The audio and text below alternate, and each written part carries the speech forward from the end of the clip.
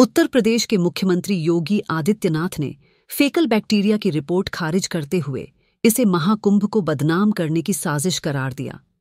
CM योगी ने कहा कि ये सनातन धर्म, मां गंगा, भारत या महाकुंभ के खिलाफ निराधार आरोप लगाना है। फर्जी वीडियो प्रसारित करना प्रयागराज में चल रहे मेले में पवित्र डुबकी लगाने वाले करोड़ों लोगों की आस्था के साथ खिलवाड़ करने जैसा है। योगी ने कहा कि संगम का जल स्नान लायक और आचमन करने लायक है। सीएम योगी ने पूरी टेस्टिंग रिपोर्ट भी विधानसभा में रखी, जो यूपी प्रदूषण नियंत्रण बोर्ड की तरफ से दी गई है। मुख्यमंत्री ने कहा कि जो लोग कह रहे हैं कि संगम का जल स्नान एवं आचमन लायक नहीं है, वो सिर्फ महाकुंभ को बदनाम करने का प्रयास कर रहा है। सीएम योगी आदित्यनाथ ने कहा कि संगम का पानी न केवल डुबकी लगाने के लिए बल्कि पीने के लिए भी उपयुक्त है।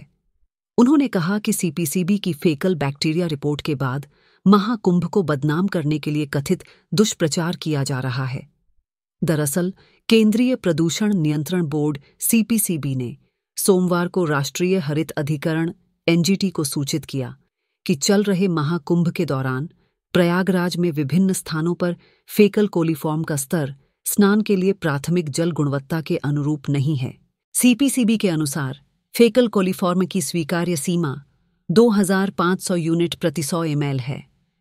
एनजीटी अध्यक्ष जस्टिस प्रकाश श्रीवास्तव, न्यायिक सदस्य जस्टिस सुधीर अग्रवाल और विशेषज्ञ सदस्य ए सेंथिलवेल की पीठ प्रयागराज में गंगा और यमुना नदियों में अपशिष्ट जल के बहाव को रोकने के मुद्दे पर सुनवाई कर रही थी।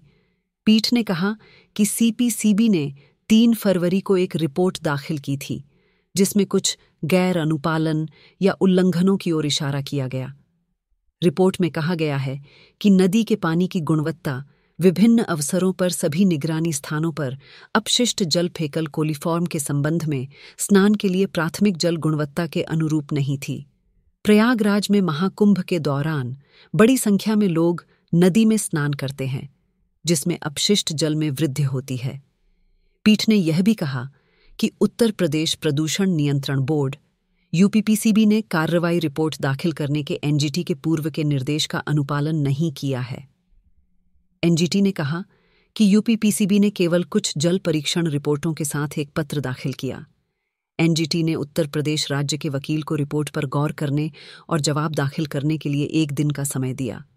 उत्तर प्रदेश सरकार ने मंगलवार को दावा किया कि प्रयागराज में 13 जनवरी से शुरू हुए महाकुंभ में अब तक 55 करोड़ से ज्यादा श्रद्धालुओं ने त्रिवेणी संगम में डुबकी लगाई है।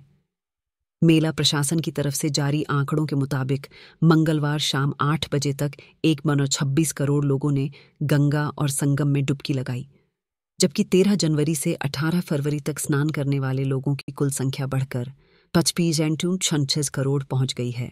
गंगा जी हो या यमुना जी हो, प्रयागराज के जितने भी वहां पे संगम स्थल से जुड़े हुए जितने भी वहां के अगल बगल के जितने भी नाले हैं, जितने भी इस प्रकार के सीवर का है, ड्रेनेज का है, सबको टेप करके या तो एसटीपी में या बायोरेमेडिसन या जियो ट्यूब के माध्यम से उनके शुद्धिकरण के बाद ही उसे वहां पर वो किया जा रहा है। और मुझे बताते हुए यहां पर मैं आपको बताना चाहता हूं कि उत्तर प्रदेश जो पॉल्यूशन कंट्रोल बोर्ड है वो लगातार वहां पे जल की मॉनिटरिंग करता है, उसकी गुणवत्ता को बनाए रखने के लिए कार्य कर रहा है। और आज की जो उनकी रिपोर्ट है संगम की, कि संगम और उसके आगे पीछे जो बीओडी है वो 3 या उससे कम है और डिजॉल्व ऑक्सीजन की मात्रा ये 8 और 9 से अधिक पाई जा रही, यानी संगम का जल स्नान करने लायक भी है और आचमन करने लायक भी है।